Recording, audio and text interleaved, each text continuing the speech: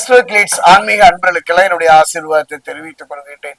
2026 ஆண்டு ஒரு அற்புதமான ஆண்டாக அமையுமா, நிம்மதி தரக்கூடிய ஒரு ஆண்டாக அமையுமா என்று எதிர்பார்ப்பது இயற்கை தானே. அந்த வகையில் பார்க்கும்போது கடந்த ஆண்டு 2025 ஆண்டை பொறுத்தவரை செவ்வாயின் ஆண்டு.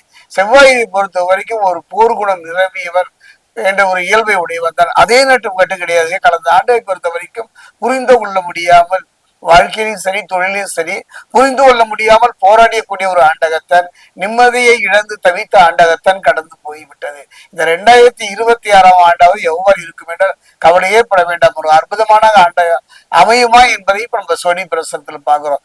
காரணம் என்னன்னா, இந்த 2026 ஆண்டை பொறுத்த வரைக்கும் குரு, அதாவது ராஜான்னு சொல்லுவாங்க, அந்த குருவினுடைய ஆண்டாக குருவோடு இணைந்து சனியும் இணைந்து ஆண்டுகின்ற ஒரு ஆண்டாகத்தான் அமைகின்றது. அந்த வகையில பார்க்கும்போது 2026 ஆண்டை பொறுத்த வரைக்கும் ஒரு அருமைதான் என்று நான் சொல்வேன். காரணம், ஆத்மகாரகன் பிதிர்காரகன் என்று சொல்லக்கூடிய சூரியனும் கர்மகாரகன் என்று சொல்லக்கூடிய சனியும் இணைந்தே இந்த ஆண்டை கடந்து செல்வார்கள்.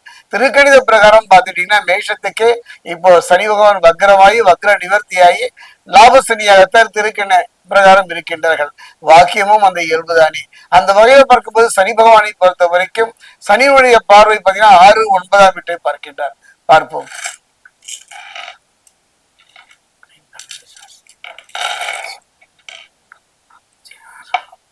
மேஷத்தில் இருக்கக்கூடிய அஸ்வினி, மேஷத்தில் இருக்கக்கூடிய பரணி,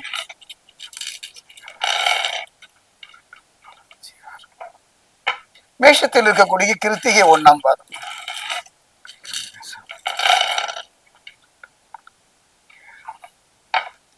மேஷராசி அன்பர்களே அருமையான ஒரு காலகட்டம், அற்புதமான காலகட்டம். அதாவது குரு பகவான் நமக்கெல்லாம் குருவை தெரியும். அவர் குருவாக இருந்தாலும் கூட, தெய்வ குருவாக இருந்தாலும் கூட, அசுர குரு என்று எடுத்துக்கொண்டால் சுக்கிரன் தானே. அந்த 2 குருவுக்கும் இடையில் ஒரு அற்புதமான குரு என்னுடைய ஜோதிட அனுபவத்துல யாருன்னு பாத்தீங்கன்னா சனி பகவான் தான். சனி பகவானை மாறி ஒரு அற்புதமான ஒரு பாடத்தை நடத்தி நகருவதில் யாருமே இல்லைங்க. அந்த வகையில் பார்க்கும் பொழுது மேஷராசியை பொறுத்த வரைக்கும் ஒரு நிகழ்வை நடத்தினார் கடந்த ஆண்டு. என்னன்னு பாத்தீங்கன்னா, அவர் திருத்தணி தரப்புகளா வக்ரமாகி வக்ர நிவர்த்தியான கிட்டத்தட்ட ஒரு 40-45 நாட்கள். அந்த இடைப்பட்ட காலத்துல பாத்தீங்கன்னா லாபசனியாக இருந்து விரய சனியாக இருந்து ஒரு நாடகத்தை நடத்தி அனுபவத்தை தந்து திரும்பவும் இந்த ஆண்டுல பாத்தீங்கன்னா அவரு லாபசனியாக வருகிறார். ஒரு அருமையான சந்தர்ப்பம், கவலையே பட வேண்டாம். 2026 நினைத்தது நினைத்தபடி நடக்கின்ற அற்புதமான ஒரு காலகட்டம். பொன் வைக்கும் இடத்தில் பூ வைக்கின்ற மாதிரி ஒரு நல்ல மாற்றத்தை தரக்கூடிய ஒரு ஆண்டாக அமையும். அதை விட ஒரு முக்கியமான விஷயம், இந்த ஆண்டினுடைய தொடக்கம் என்று பார்த்தால் ஒரு அருமை என்றுதான் சொல்வேன்.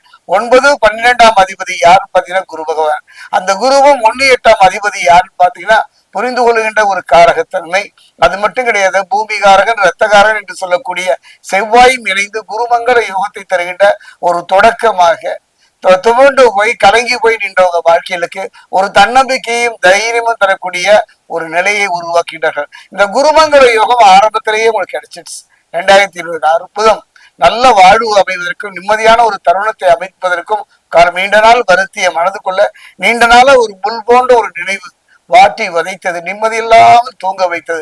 அந்த நிலை மாறி ஒரு அருமையான ஒரு நல்ல சந்தர்ப்பத்தை அமைத்து தரும். அதே நேரம் கடத்திரக்காரர்கள் சுக்கிரனை பொறுத்த வரைக்கும் கொஞ்சம் கவனமா இருக்கு.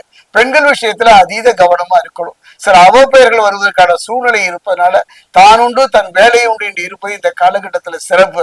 அதே நேரம் பாத்தீங்கன்னா இந்த காலகட்டத்துல பாத்தீங்கன்னா ஒரு அற்புதம் என்னன்னு பாத்தீங்கன்னா மனக்கலக்கம். ஒரு மனிதனுக்கு எதுவும் வரக்கூடாதோ அது அந்த மனக்கலக்கம், மன சஞ்சலங்கள், நிம்மதி இதெல்லாம் கிடைப்பதற்கான ஒரு ஆண்டாகத்தான் 2026 அமைகின்றது. அது மட்டும் கிடையாதுங்க, ஆன்ம படம் கூடுகின்ற ஒரு ஆண்டாக சனி 10ஆம் பார்வை செவ்வாயின் மேல் பதிகின்றது. இந்த பார்வை சனி பகவானுடைய பார்வையினுடைய நிலைமை நமக்கு எல்லாம் தெரியும். அப்படிப்பட்ட அந்த சனி பகவானுடைய பார்வை செவ்வாயின் மேல் பதிகின்றது. செவ்வாய் 4ஆம் பார்வையை சனியை பார்க்கின்றார்.